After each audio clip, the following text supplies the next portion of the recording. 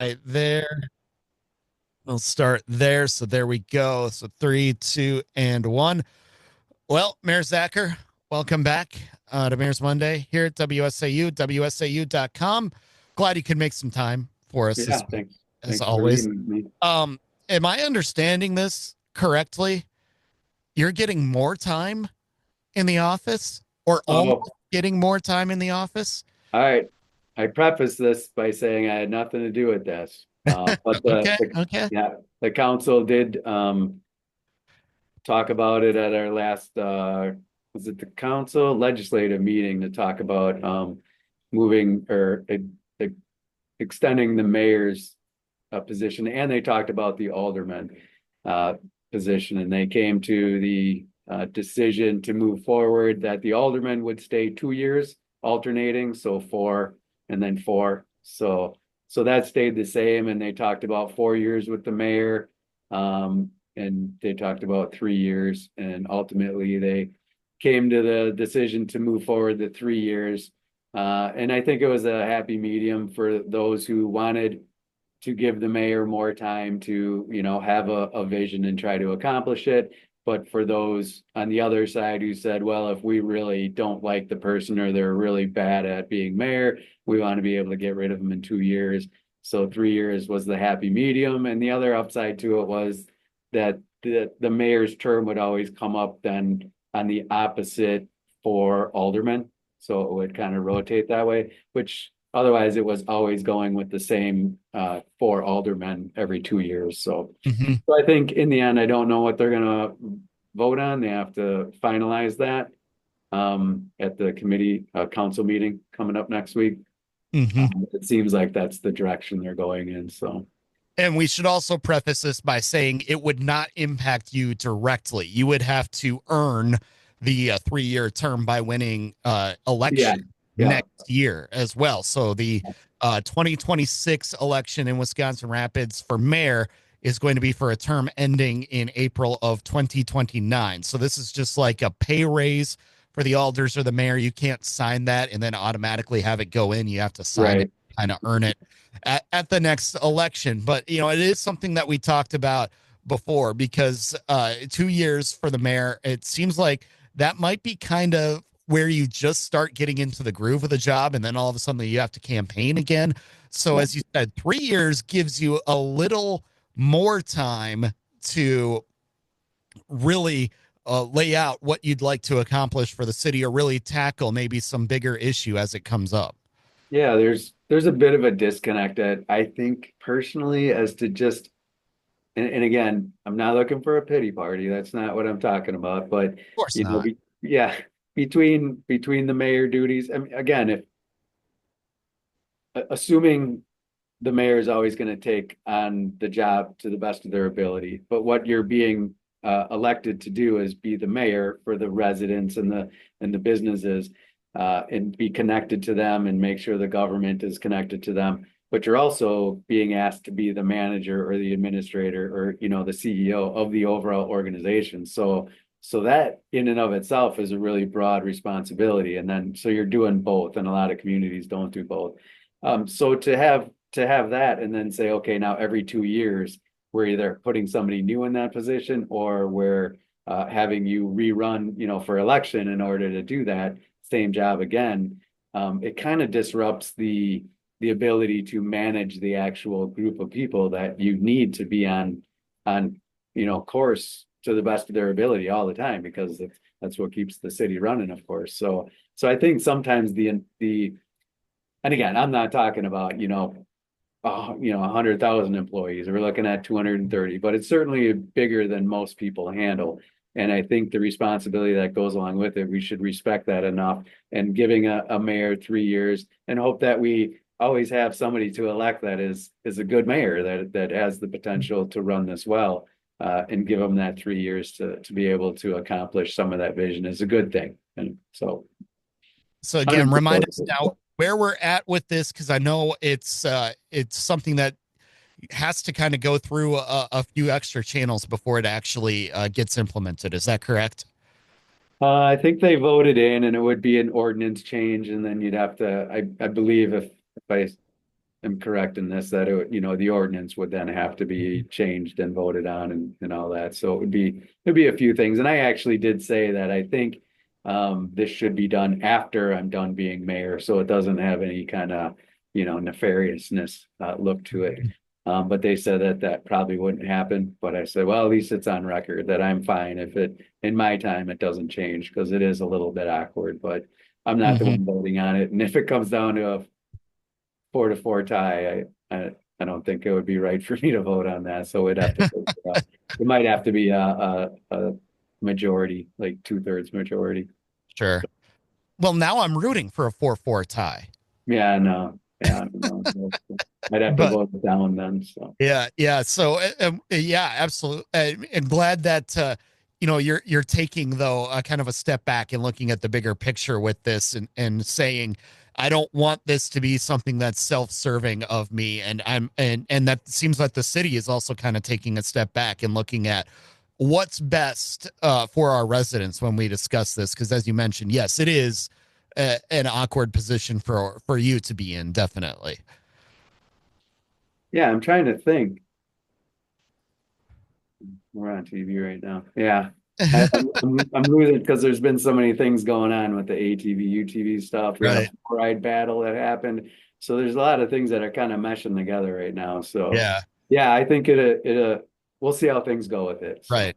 yeah. Absolutely. Yeah. Speaking of the ATV UTV thing, is that something else where you've been able to find a happy medium? I know this is something that has been pretty, uh, pretty.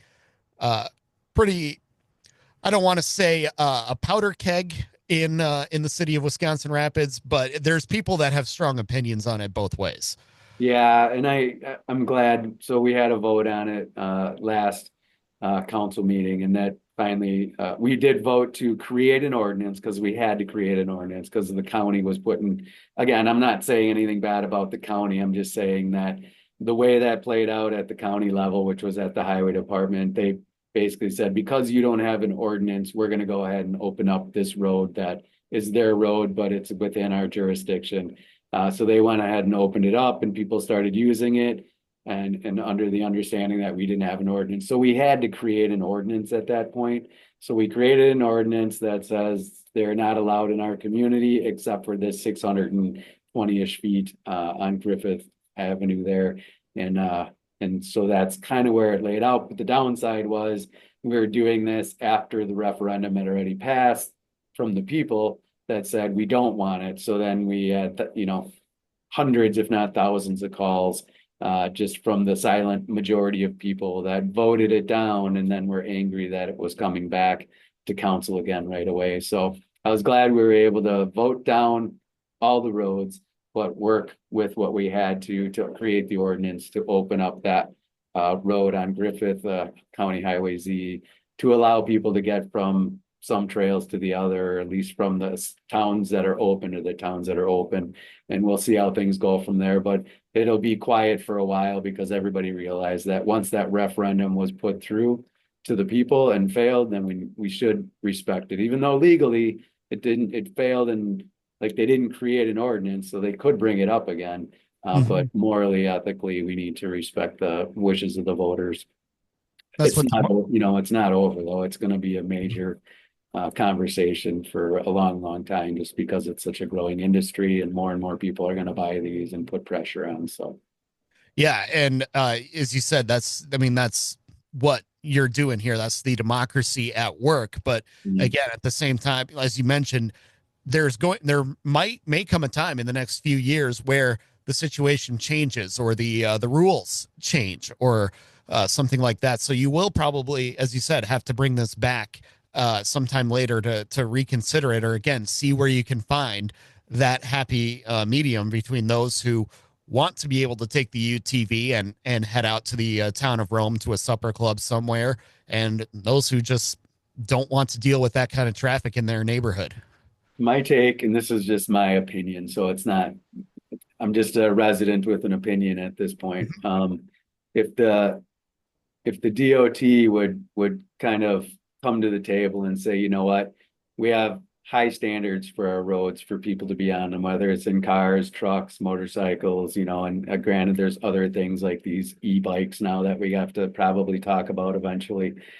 But if you're on the roads, you have to follow the same rules. You have to be licensed, insurance, drunk driving, everything's the same. And if they came to the table and said, the only way these can be on the roads is if they follow the exact same rules as everybody else. And that means they should have a license plate on them and they should be registered. Otherwise, you're asking for chaos when you have two different sets of rules on the roads. I don't know if they're going to do it or not, but that would solve everybody's problems. They wouldn't have to fight with each other anymore.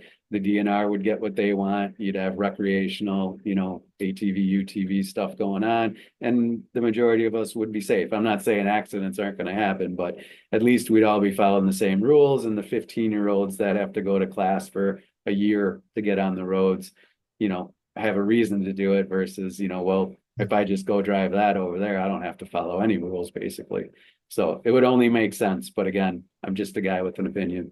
Careful. You're talking too reasonable here when you're bringing the state government and other levels of government.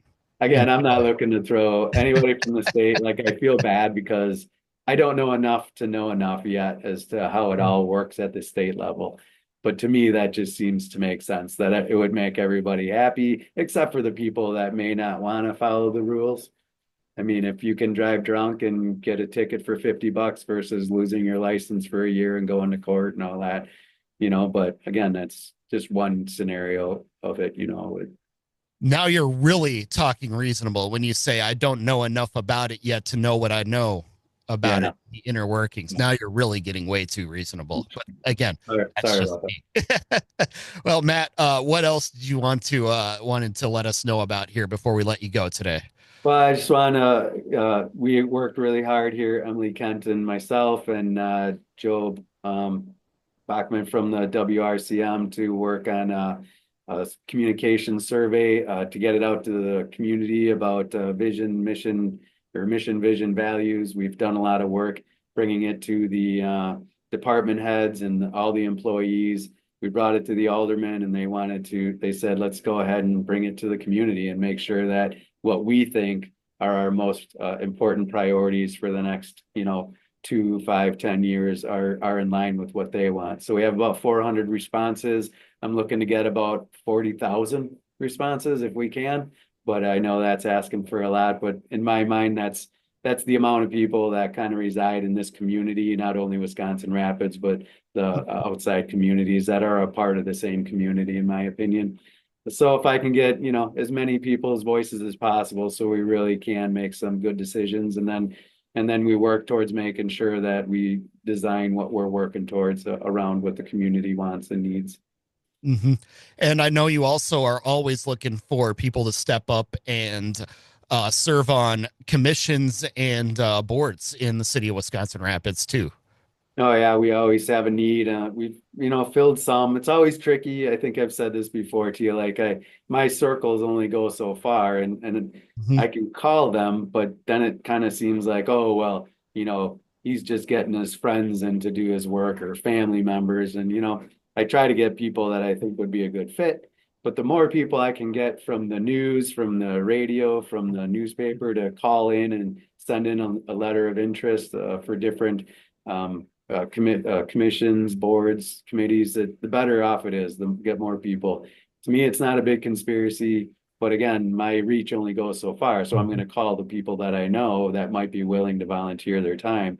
But I would love to get more people from the community involved, but I got to get them to give us a call because I don't know who they are until they reach out to us too. So that's another big thing for the community, just to put this out there. Yeah. Like, give us a call and let us know, because we, as much as, we have 230 people and the streets department are out there and the police and the fire, but there's a lot of people that are working in the buildings too. If we don't know what you need, if there's potholes, if there's stuff, we're trying to work on the communication. Right now, just give us a call and let us know, and we'll get it together. And if you need to have a conversation and ask questions, reach out to us. We're here to help and provide guidance whenever we can. So yeah, definitely don't be afraid to reach out to your government. We're here to serve you guys. Exactly. Don't be afraid. Reach out to Emily. She's the scheduling expert. She will get you on the schedule. I know I have to bother her at least once a month Yeah, she to does get on this does a schedule to great make job. this happen. So yeah, absolutely. Well, Mayor Zacher, we always appreciate the time, and we'll look forward to chatting again next month. Yeah, just a caveat there. Whenever I try to do the scheduling, it doesn't go as well as when Emily does it. So stay in your lane. That's what I've learned. Exactly. Thank you, Exactly. Michael. Yeah, Appreciate it. absolutely. You're welcome.